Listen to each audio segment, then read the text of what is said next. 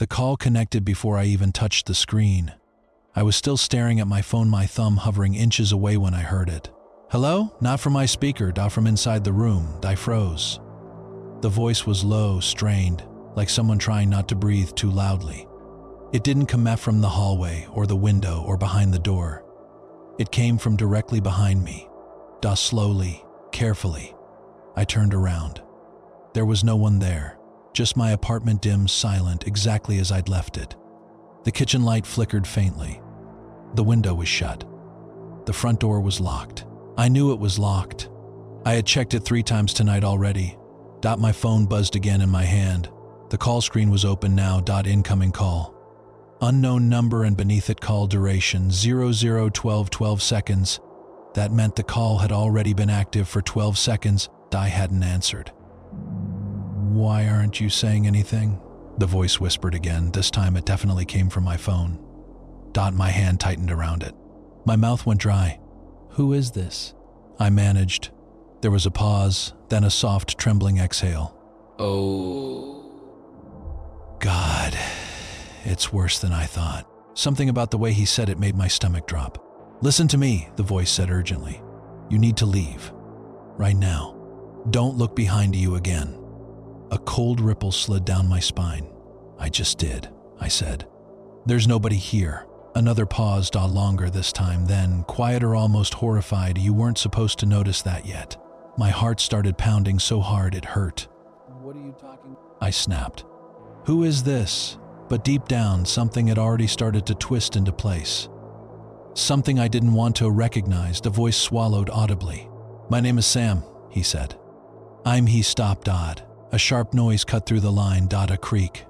From my phone. From inside my apartment. Right behind me. I spun. Around again, the hallway door, the one leading to my bedroom, was open, just a crack.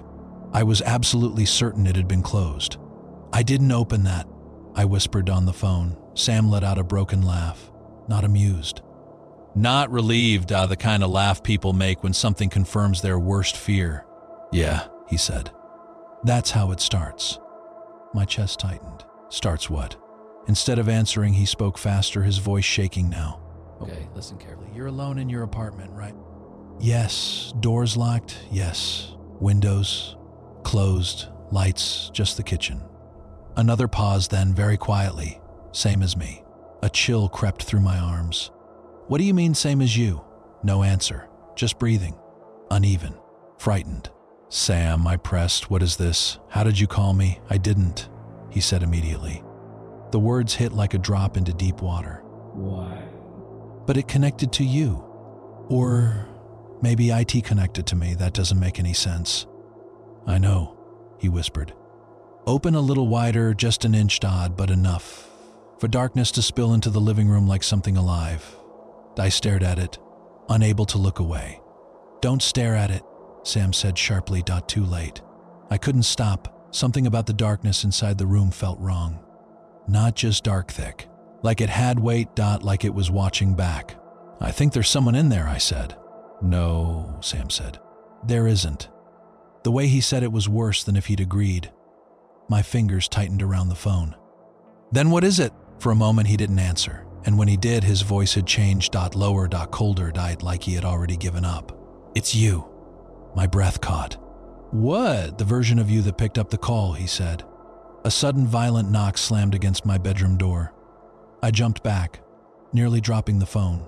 Another knock, harder this time. Then a voice stopped from inside the room. "Hello?" My blood turned to ice. On the phone, Sam whispered. "That's the one that answered before you." The doorknob began to turn. Slowly. Deliberately. And from the other side, my own voice spoke again, closer now. More certain. "Why aren't you saying anything?" The doorknob Then stopped. Not because whoever or whatever was on the other side had changed its mind. Because it knew I was watching. The metal knob stayed half-turned, trembling faintly in the yellow spill of kitchen light. And for one impossible second I had the sick, crawling certainty that the thing in my bedroom had its hand on the other side and was simply waiting for me to make the next move. "Don't let it out," Sam said. His voice snapped me back into my body. I staggered backward until my calves hit the couch. My phone nearly slipped from Miss Wetslick's hand. "What the hell is that?" I hissed on the other side of the door. My voice answered before Sam could. You already know. I clapped a hand over my mouth so hard my teeth cut my lip. The sound had been perfect, not close, not similar, perfect. The exact grain of my own voice. Even the small roughness from the coffee I'd spilled too hot on my throat that morning. Then it laughed softly. I had never heard myself laugh like that. Sam, I whispered, tell me what to do. The line crackled. He sounded farther away now, or weaker. You need to get out of the apartment before it fully comes through. Through what? The call. I stared at the bedroom door. The apartment around me seemed to have changed shape while I wasn't looking. My living room was small, one couch, one low table, a sagging lamp I kept meaning to replace but no, it felt stretched, wrong in its proportions, as if the walls had edged back a few inches. The corners were darker than they should have been. The hum of my refrigerator had become unnaturally loud. Every tiny household sound had separated itself from the others. The click of settling pipes, the whisper of the ceiling vent, the faint electrical buzz from the kitchen light, and behind all of it was another sound, breathing, from the bedroom, slow, patient, amused. I'm hanging up, I said, desperate, childish, knowing even as I said it that it wouldn't help. Don't, Sam said immediately, panic flooding his voice. Whatever you do, don't end the call. Why not? He hesitated. Because he didn't want to tell me. Sam, because it gets stronger. The doorknob moved again. The tiny, almost polite rattle. Then my voice from the other side. He told you that too? The phone nearly fell from my hand. Sam stopped breathing for a moment. Nobody spoke then, so faintly I almost missed it, Sam said. It can hear me? It hears what you hear, my voice said from the bedroom. It hears what he heard. Tacho, we found each other. We? I whispered, no answer. Only a soft scraping sound from the other side of the door, like fingernails drifting lazily across wood. I forced myself to move. One step, then another. I backed toward the front door without taking my eyes off the hallway. Every instinct screamed to run. To wrench the door open, flee into the building corridor, bang on the neighbors' doors, get under fluorescent lights, get around other people. Get anywhere that wasn't here. My fingers found the deadbolt. I turned it. Nothing. I frowned and pulled harder. The lock wouldn't budge. No. Not jammed. As if someone on the other side of the door had their hand on the bolt. Sam, I whispered, my front door won't open. A horrible silence bloomed on the line then. Mine too. I turned slowly away from the door and looked through the peephole. At first I saw only the distorted hallway outside, stretched wide by the fisheye lens. Beige walls, red carpet runner. Exit sign glowing dim at the far end. Then someone stepped in front of the peephole. Not close. All. The way down at the end of the hall. Yet the lens filled instantly with an eye, just one enormous, wet, unblinking eye pressed against the other side. Close enough to see the threads of red in it. I screamed and stumbled backward. The eye vanished. My phone speaker burst with static and Sam shouted, "Don't use the peephole. Jesus Christ. Don't look through anything that narrows the space. What does that even mean?" "It means it uses openings," he said. "Mirrors, cracks, screens, door viewers, camera lenses." My gaze snapped to the black television across the room. The screen was off, but not fully dark.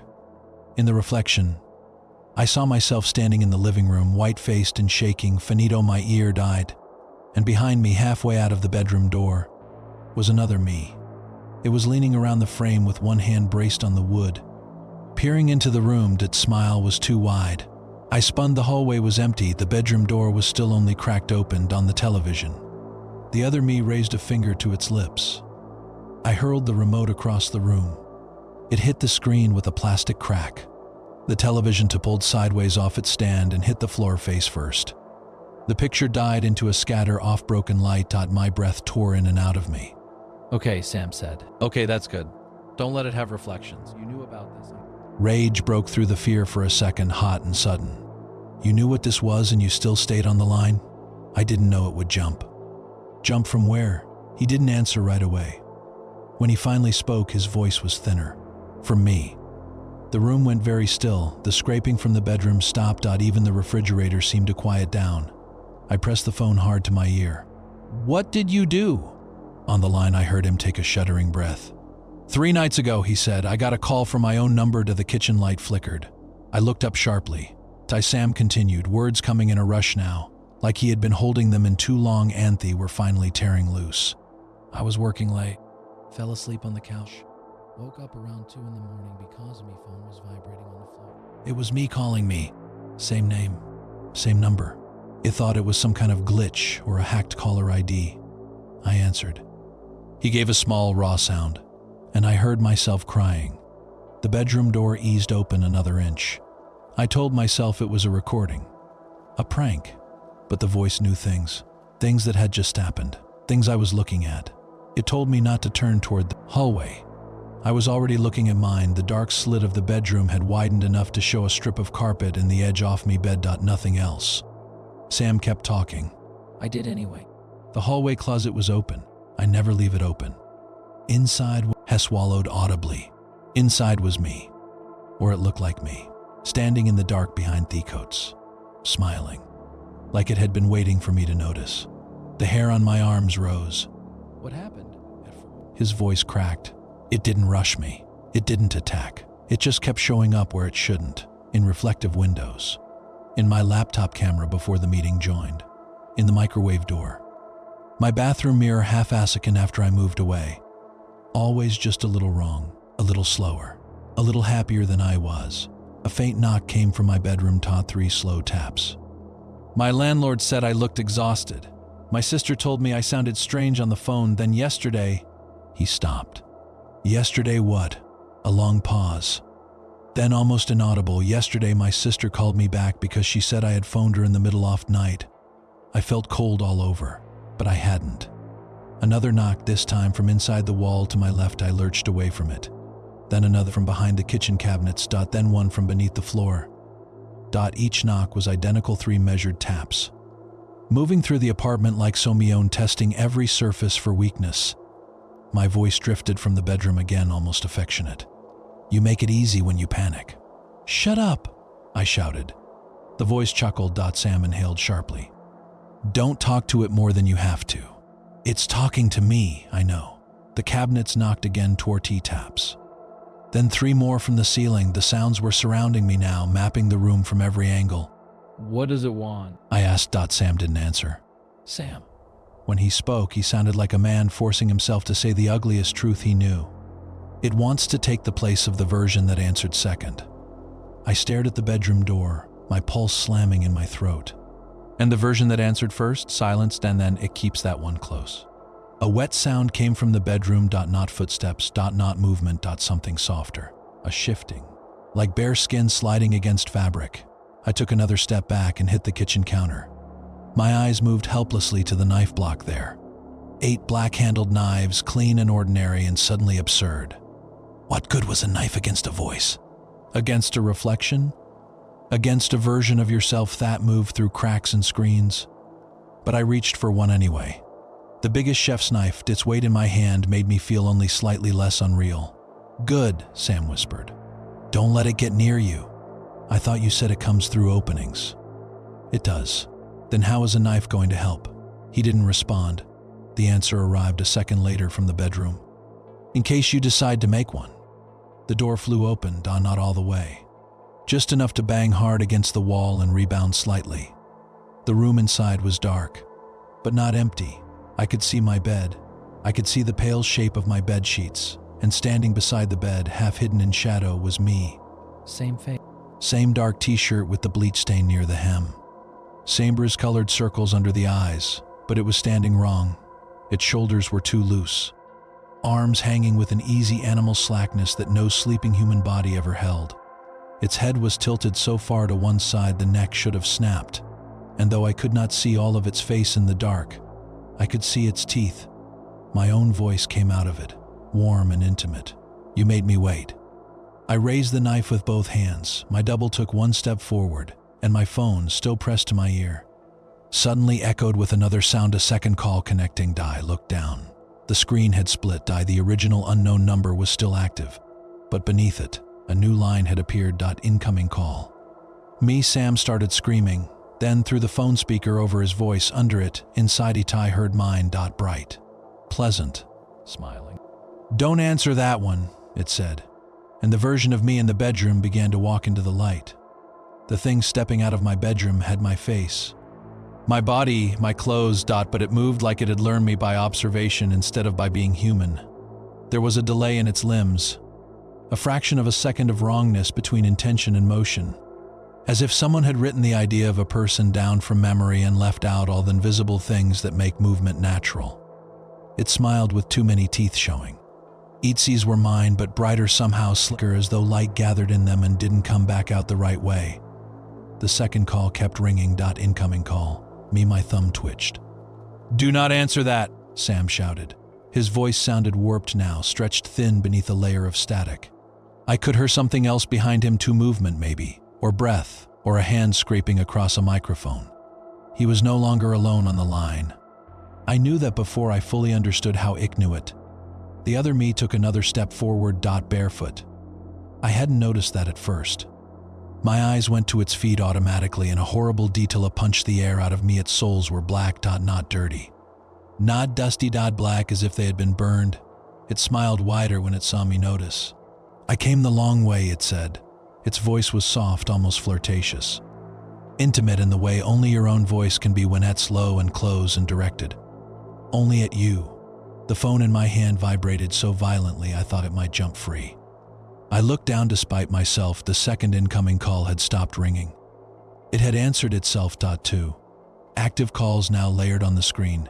One from the unknown number. One from me. With a wet little click like a tongue against teeth, a third voice entered the call. My voice. But closer than the one in the room. Turn around, it whispered. I did not. My whole body locked in place. The thing in the living room laughed. Good, it said. That one almost got you. That one? I whispered. Its head tilted the other way now with a faint crackling noise from the neck. The one behind you. Something warm and electric flashed down my spine. My kitchen stood behind me. Counters, cabinets, narrow strip of tile. No room for Anyoni to hide. And yet every primitive nerve in my body told me, with absolute animal certainty, that something was standing less than a foot from my back. I gripped the knife tighter until my knuckles whitened. Sam, I whispered through numb lips. I'm here, he said, but the words were tangled with breath and static and some far-off thudding noise. Listen to me. It lies best when it tells the truth sideways. Don't turn around. Don't look for what it wants you to imagine. Watch the one in front of you. The thing wearing my face gave a little pout, almost playful. He figured that out late. Shut up, Sam snapped. Oh, the thing said, glancing toward my phone with theatrical surprise. You can still hear him? A sound came through the line then. Not Sam's voice. The knocking. Three slow taps stopped close enough to his phone that each one burst sharply in my ear. Tap. Sam stopped breathing. The version of me in the room looked delighted. There it is, it said. I could picture it instantly. Sam in his apartment, white-faced, clutching his own phone, listening to something in his own home move nearer. The thought should have comforted me, the proof that this was happening to someone else too. Instead, it made everything worse. It meant the wrongness had rules. It had a pattern. It did this enough to repeat itself. Sam, I said more urgently now, tell me how to stop it. He took a long, shuddering breath. You can't stop it. You can only keep it from replacing you. The words seemed to lower the temperature in the room. The thing in front of me smiled so hard its lips trembled. That's not true, it said gently. You can stop all of it. You can end the split. I wanted to ask what that meant. I didn't. Because something in me already knew things were and wanted no part of hearing it. Aloud, the thing took another step. Now it stood in the full wash of kitchen light. I saw every detail, the tiny crescent scar under the chin from falling off my bike at 9, the faint redness around the nose from spring allergies. The small tear in the collar seam of my shirt. The pupils. Too large to skin, too smooth around the forehead, as if it had never worn expressions it didn't mean. It looked like me on my best day physically. Healthier, straighter. Cleaner somehow. That was the worst thing about it. It didn't look dead.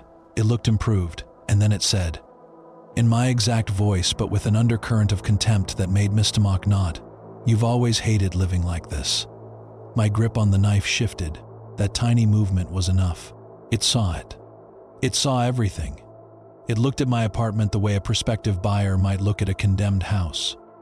The dishes in the sink, the laundry on the chair, the 3 alarms you set and sleep through, the messages you draft and don't send, the way you rehearse conversations in the shower because real ones don't go the way you want. It smiled. I know you better than anyone. I'm built from all the parts of you that never make it out loud. Stop, I said.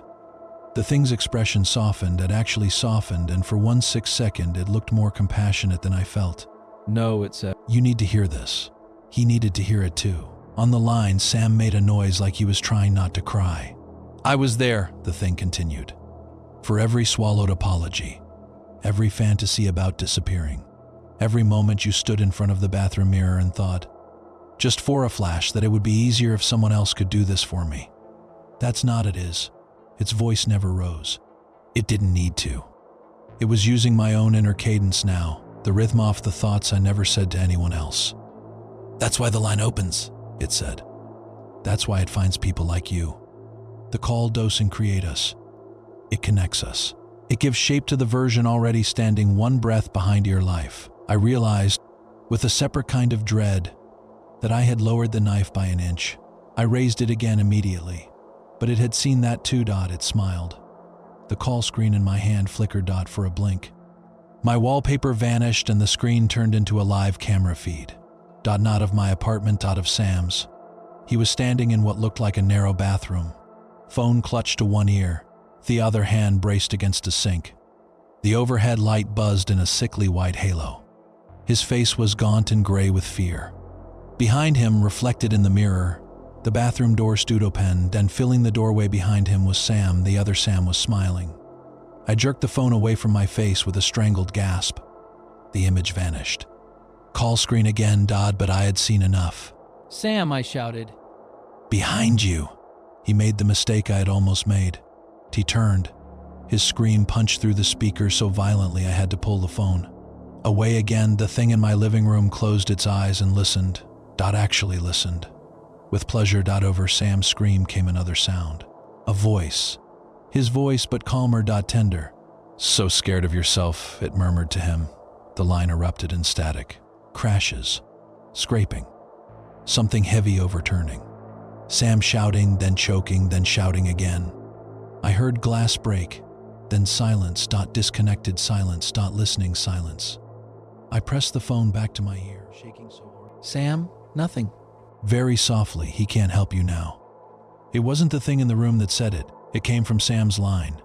The unknown number was still active, but Sam was gone. Something else had his connection now. The thing in front of me opened its eyes. We're almost synchronized, it said.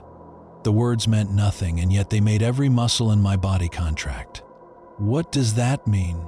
Its smile faded a little, and for the first time there was something like hunger in its face. It means you're hearing us from both sides now. Before I could move, every light in the apartment went out. Total darkness dropped over the room so quickly and completely that it felt physical. Like black water closing over my head. I gasped. The refrigerator died. The ceiling vent stopped. The apartment lost all its little living noises at once. Only the phone remained lit, a pale rectangle in my hand. And in that weak blue-white glow, I saw it. The one in front of me, the one behind me. Its face appeared over my shoulder on the dark phone screen, close enough that its chin nearly touched my hair. My face smiling with its lips closed this time, eyes wide. Loving. Possessive. I lunged forward with a cry and slashed backward blindly with the knife. The blade hit nothing, but behind me, inches from my ear, my own voice whispered, too slow. Something touched the back of my neck. Not grabbed. Touched. Just 2 fingertips trailing from the base of my skull downward. The sensation hit me like ice water and fire at once. My knees nearly buckled. A flood of images burst through my head, not visions exactly, more like memories that didn't belong to me but wore my emotional weight. I saw my apartment from corners I'd never stood in. Saw myself asleep on the couch, mouth open, phone on my chest. Saw myself at work staring blankly at my monitor while something watched from the reflection in a dark window. Saw a version of me standing in my bathroom at 3:14 a.m. with my back to the mirror, while the reflection slowly raised a hand that my real body did not. I cried out and slammed myself against the counter. Wrenching away, the lights came back. The room reappeared in a hard yellow snap. I was alone in the kitchen. The living room stood empty. The bedroom door was fully open, the room inside black and still, and across the counter, propped up right against the microwave where I would have seen it every single day if it had been there before, was a framed photo. I had never owned that photo. It showed me sitting on my couch exactly as I was now, phone in one hand, knife in the other, face white with terror. Taken from the far corner of the living room. Taken tonight. In the photo, there was someone standing behind me. It was me. Its mouth was pressed against my ear as if whispering into it. I staggered back. The frame slipped from the counter and shattered on the floor. The photograph slid free, face up among the broken glass. The image changed. I saw it happen. Not like a trick of light. Not imagination. The figures in the picture moved one fraction at a time. Like frames advancing in a stop-motion film, the copy behind me straightened. Turned its head and looked directly out of the photograph at me. Then my phone buzzed with a new sound. Not a ringtone. A voicemail notification. No missed call. No new number. Just one fresh voicemail. Timestamp for 1 minute in the future. My screen showed the transcript preview. It was only one line. Don't let me in when I start banging on the door. The first bang hit my apartment door so hard the chain lock tore loose from the wall. Then came my own voice from the hallway outside, screaming in raw, desperate terror. Please, it's me. Don't let it answer before you do. The banging hit again. Knocking. Pounding. Banging full-bodied. Desperate, violent impacts that shook the door in its frame and sent dust sifting down from the top molding. The cheap brass number screwed into the wood rattled with each hit. The deadbolt jumped visibly. The chain lock, half ripped from the wall, dangled uselessly and scraped the paint, and over it all, my own voice screamed from the hallway. Open the door. I stood frozen in the kitchen, knife in hand, phone burning against my palm. Every nerve in me body splitting in 3 different directions at once. One part of me wanted to run to the door. One part wanted to run from it. And one part some colder, smarter animal buried under the panic understood the either choice might be exactly what this thing wanted. Please, the voice outside cried again, choked and ragged and so painfully human that Mitch's tightened. It got in, got out, please. You have to let me in before a heavy thud cut the sentence off. Then a groan. Then the frantic scrape of hands against wood, as if someone had fallen against the door and was trying to pull themselves upright. I moved before I realized I was moving. 3 steps into the living room. The broken television at my feet. The shattered glass framed photo frame glinting beside the coffee table. The apartment door dead ahead, shacking under each blow from the other side. Don't, said a voice behind me. My blood turned to sludge. I stopped mid-step. I didn't turn. I couldn't. The voice had come from the bedroom. My voice. Calm now. Almost bored. It learned urgency from you, it said. Another crash on the front door. Please, the voice outside sobbed. It's right behind me. Then I heard something else out in the hall. A second set of footsteps, slow, measured, approaching the door from farther down the corridor. The crying voice outside broke into panicked gasps. No, a body hit the door hard. Then silence. The silence so sudden and total it made the apartment seem to lean inward. I found myself staring at the peephole again, dark. Perfect, circular. Sam's warning rose in my head. Sharp as a blade, don't look through anything that narrows the space. I stepped back from it. Good choice. Because a second later, something tapped the peephole from the other side. Not a knock. A fingernail, the tiny, delicate tick. Then my own voice from just beyond the door, no longer screaming, no longer crying, but smiling. Thank you. I stumbled backwards so fast I almost slipped on the broken glass. The bedroom voice laughed softly. You're learning. Shut up, I said, though my mouth had gone numb saying it. The phone in my hand buzzed once, still connected. The unknown number remained active. A thin line of elapsed minutes creeping upward. Sam's call, if it was still Sam's call, stayed beneath it. Silent, open, listening. Then a new sound emerged through the speaker. Not speech. Breathing. Deep, wet, steady breathing. So faint I almost missed it. Another voice. Sam. Not speaking to me. Speaking to someone near him. No, he whispered. No, don't stand there. Don't use my face. Don't. The line crackled violently. Then his voice was gone again. Not cut off. Covered. Like a mouth closed over by a hand. Sam, I shouted. The apartment answered me. Not with an echo. With my own voice, repeated from the ceiling vent over the kitchen, Sam. Then from the dark rectangle of the microwave door, Sam. Then from the black screen of my dead television on the floor, though it had no power, Sam. Each version of my voice carried a slightly different expression: curious, mocking, affectionate. Hungry died the thing in the bedroom had spread through the room without moving. I backed toward the window. It overlooked the alley behind the building 4 floors up, iron fire escape rusting outside, the city beyond hidden under midnight haze and sodium orange light. My reflection floated in the glass. I immediately looked away. Too late. In the window, just for a flicker. My reflection had been facing me even after I turned. I jerked the curtain closed so fast the rod clattered. Mirrors, screens, glass, I whispered to myself. Openings. Anything that can hold you in one frame, said the voice from the bedroom. I spun. Knife raised. It was standing in the hallway again, the other me. Closer than before, Diao. In its place was something more serious. More intent. Its head was straight, its shoulders were squared. It had stopped pretending to be merely uncanny. Now it looked purposeful. You still think I'm trying to trick you into a mistake, it said. Aren't you? Its eyes flicked to the knife, then back to me. No, it said. I'm trying to get you to survive. I laughed once, a broken sound that had no humor in it. By replacing me? Its expression did not change. You think those are different things?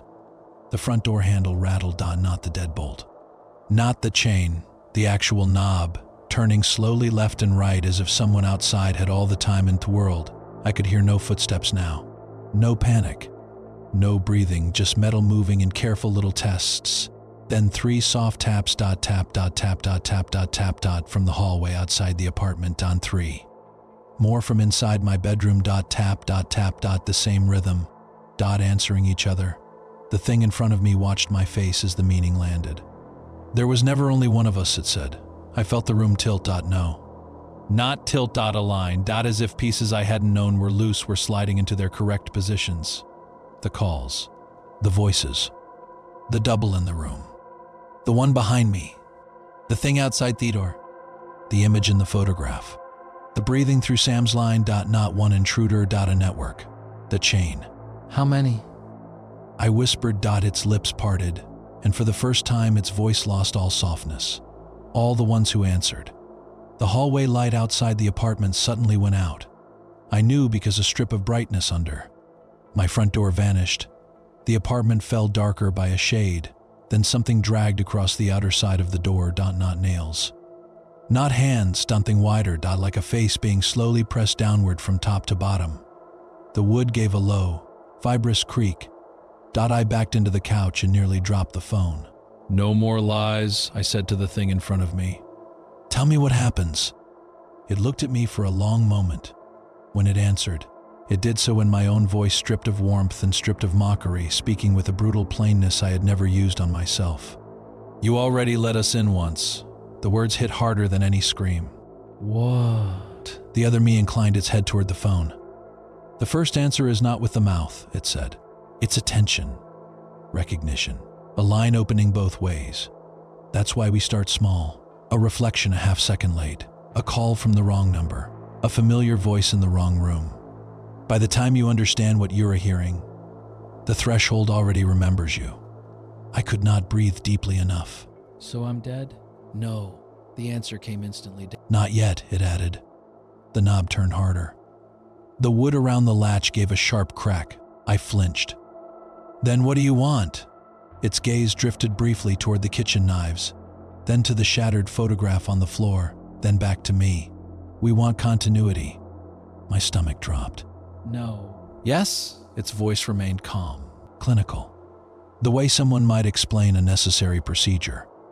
A life can't simply be taken. It has to be inherited, patterns transferred, habits absorbed. Voice stabilized, memory aligned. The longer you resist, the more violent the synchronization. That word again. Synchronization. Something cold and awful bloomed into understanding. You don't replace people at once, I said. The thing smiled faintly. You're finally listening. The phone emitted a sharp tone, then the voicemail opened by itself. Audio began to play. It was my voice, but not from the hallway. Not from the bedroom. Not from the thing in front of me. This one sounded exhausted. Hoarse. Cornered. Future me. Or something that knew how to imitate exhaustion perfectly. The message began with ragged breathing. Then, if you're hearing this, it means you made it to the door scene. Don't open it. Don't open anything. Not the door, not the windows, not the medicine cabinet, not the oven. Not even your mouth if you can help it. They use patterns. They need your permission more than your blood. I stared at the phone screen as if it might bite me. The recording continued. They'll try to divide you. One begging outside. One helping inside. One warning through to call. That's the trick. Make you choose between versions until choosing becomes the invitation. Behind the recording, faintly I heard banging, the same banging on a door, then my own breath hitching in terror, then a whisper. Close to the voicemail microphone, he still thinks there's a real one left. The message cut off, the unknown call disconnected. The silence that followed was monstrous. For the first time since this began, the line was dead. The thing in front of me went very still. Its pupils widened on, and from the phone speaker the line that had been Sam Zay. Sound poured through that made every hair on my body lift. Not static. A crowd. Hundreds of faint overlapping breaths, hundreds of tiny throat sounds. Almost speech, almost laughter, too layered to separate, and beneath them, somewhere impossibly deep in the call, a chorus of familiar voices, all my voice, all slightly different ages, moods, and injury speaking over one another in a murmur that slowly resolved into a single sentence. Let one of us stay. The apartment door burst. Inward. Not all the way, just enough for the chainside edge to tear free and kick open a hand's width. Cold corridor air rushed in. In that black slit, I saw a face pressed sideways into the gap. Mine. Cheek flattened against wood. One eye visible. Open, far too wide. Smiling. At the exact same moment, the thing in the living room lunged toward me, not fast like an animal, but fast like a reflection catching U-Pan from somewhere behind me, inches from my neck. Another version of my voice whispered, choose. Everything happened at once. The face in the door gap widened its smile until the cheek skin bunched against the wood. The version in the living room surged toward me with its arms opening. Not to grab, but to embrace. Then the whisper behind my neck came again, warm as breath from my own lungs. Choose. I did the only thing I had left. I closed my eyes. Not from fear, from refusal. The knife was still in my hand. The phone was still in the other. Every surface around me had become an opening. Every voice a hook. Every decision a trap designed to turn recognition into consent. Answer that. Open here. Believe this. Save that version. Trust this one. They needed me to sort them. They needed me to decide which of them was real. That was the game, so I stopped playing. With my eyes shut, I threw the phone as hard as I could across the room. It hit the wall near the kitchen and exploded into plastic, glass, and a final burst of layered voices so shrill and furious that they barely sounded human. At the same instant, I dropped to one knee and slashed blindly toward the front door gap. The blade struck wood, then something softer. A sound came from the doorway, not pain, not surprise, but a delighted inhalation. Like I had finally done exactly what it wanted. I let go of the knife immediately. The realization hit a half second later. The knife had made a new opening. A cut. A split. A line. A cold hand clamped around my wrist from the dark. I ripped free, with a scream, and scrambled backward across broken glass and splintered frame wood, kicking until I hit the overturned television. Something moved around me in tight circles, not footsteps, but shifts in pressure, small displacements of air. The apartment smelled suddenly wrong. Hot dust, wet drywall, the copper tang of fresh blood dunned under it all, a sweet rotting smell like flowers left too long in standing water. You always do that, said my voice from somewhere to the left. Cut first, think after. I opened my eyes. The apartment looked full, not crowded in any normal sense. There were still only the same pieces of furniture, the same walls, the same ruined living room. But the spaces between those things were occupied now. Not by bodies entirely, by suggestions of bodies. Angles of shoulders and the arc between the couch and the wall. Half a face inside the black microwave glass. Finger scrolled around the edge of the bedroom door frame. My outline standing in the curtain folds over the window. Me at the end of the hall. Me by the sink. Me crouched on top of the fridge. impossible and grinning. Me at different ages, in different clothes, all carrying some unmistakable core of likeness like a disease moving through generations of photographs. And in the center of the room, the one from my bedroom stood closest, not smiling anymore. Watching, devaluating, the cut I'd made in the apartment door. Was bleeding, not red, black. Tar thick darkness oozed slowly from the slash in the wood and ran down toward the floor, steaming faintly.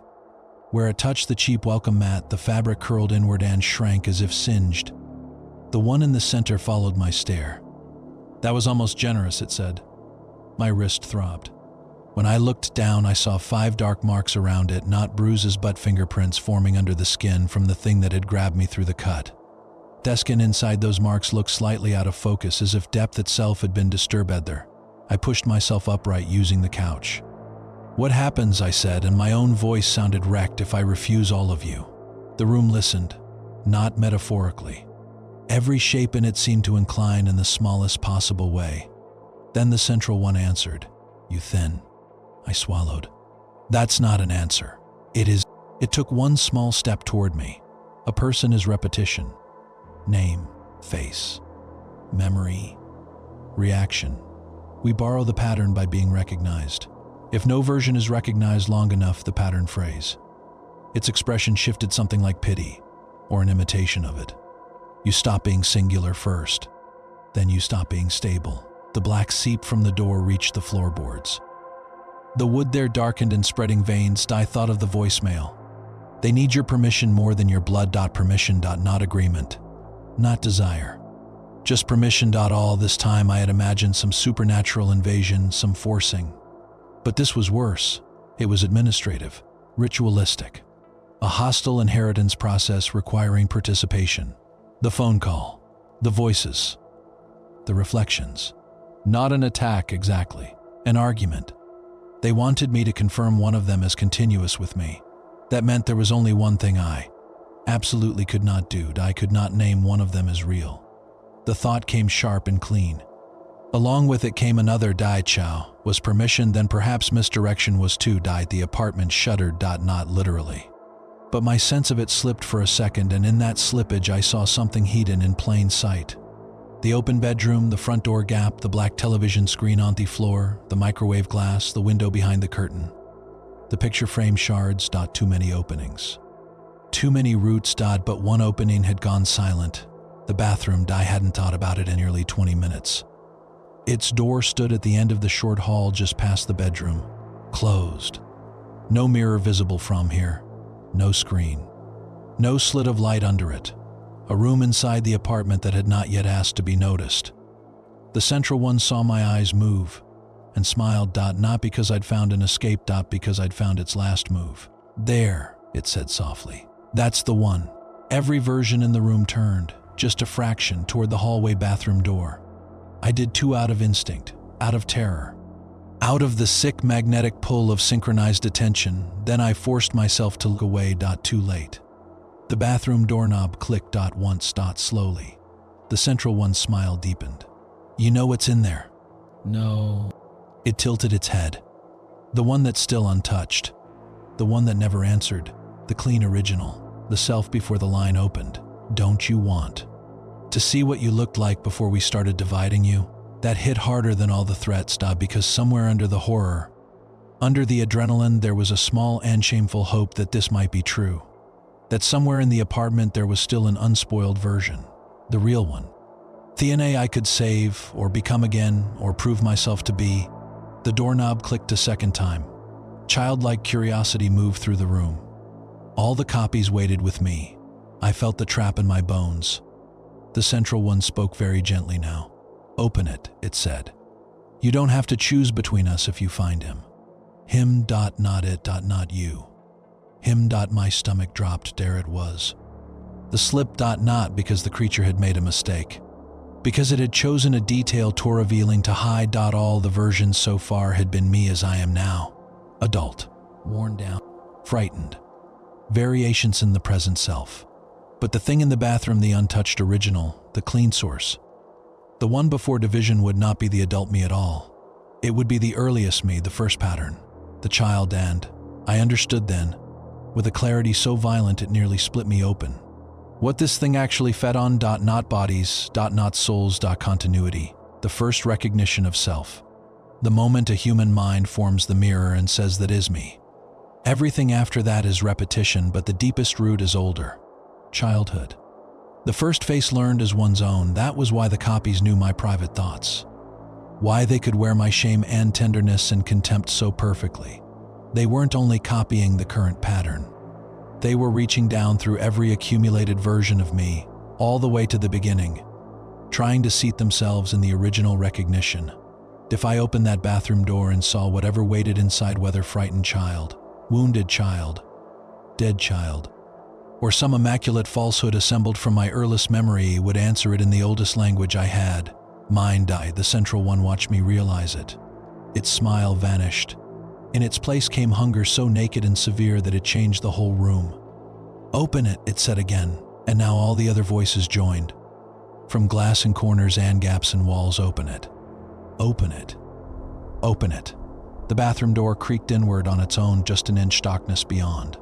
The smell drifted out, soap, old steam, and the clean mineral scent of wet tile from homes I had not lived in for decades. My knees nearly gave. I knew that smell. Not this apartment's bathroom. My childhood home. Specifically the upstairs bathroom with the cracked blue tiles and the cartoon fish decal peeling off the cabinet by the sink. My mother washing blood from my chin after I fell off the bike. My father teaching me to shave foam over a face still too young to need it. The long mirror where I used to stand on tiptoe and make expressions just to confirm the person in the glass obeyed. Me, they had found the oldest room. The copies were no longer pretending patience. They moved nearer in small increments. Hemming the living room in. The one by the window stepped out of the curtain fold. The one crouched on the refrigerator dropped soundlessly to the counter. The face in the door gap pushed farther into the apartment, bending in ways a skull shouldn't. Even the black ooze leaking from the cut in the door seemed to lean toward the hall, toward the bathroom opening. As though drawn by the same gravity, I had seconds, maybe less. The apartment phone pieces crackled on the floor. From somewhere inside the shattered speaker, one last scrap of audio sputtered alive. Sam. Very faint. Don't let the first one recognize you back, then silence. Recognize you back. My head snapped toward the bathroom. That was the final mechanism. Not just that I would see it and know it as me. It would see me and know me as itself. Mutual recognition. Bidirectional permission. Synchronization complete. I started moving before the thought fully finished. Nod toward bathroom. Toward the kitchen. The central copy lunged. I grabbed the dish towel hanging from the oven handle, yanked the stove knob on, and thrust the cloth into the gas flame. Blue became orange. Fire raced along the fabric in a hungry bloom. The copy stopped. Not from fear of flame. From surprise. I turned and threw the burning towel into the hallway. It landed just outside the bathroom door. Fire licked up at once, feeding on the cheap runner rug, racing along dust and paint and dry fiber. Heat punched down the narrow hall. Smoke rolled upward in a dark ribbon. The bathroom door began to swing wider from the disturbance, and from inside, just as I knew it would, came a voice. Not my adult voice. My voice at 8 years old. Small. Confused. Hurt. Please don't burn me. Every part of me convulsed toward it. A sound tore out of my throat that I still do not know was a sob or a scream. The copies surged forward as one snatched up the fallen chef's knife from the floor and slashed the hallway smoke. Not tow at anything, just to keep them back. The central one seized my forearm. Another grabbed at me shoulder. A third caught my shirt from behind. Their hands felt like skin filled with static, like my body couldn't decide whether they were freezing or burning. Look at him, one whispered. He's scared, said another. He's you, said a dozen more. The child's voice came again through the widening bathroom door, higher now, trembling. Why won't you help me? My vision blurred. The copies were right against me now.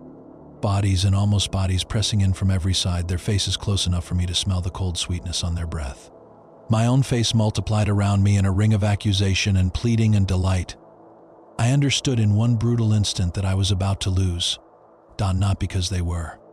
Stronger, because they had found the one voice I could never hear as a trick.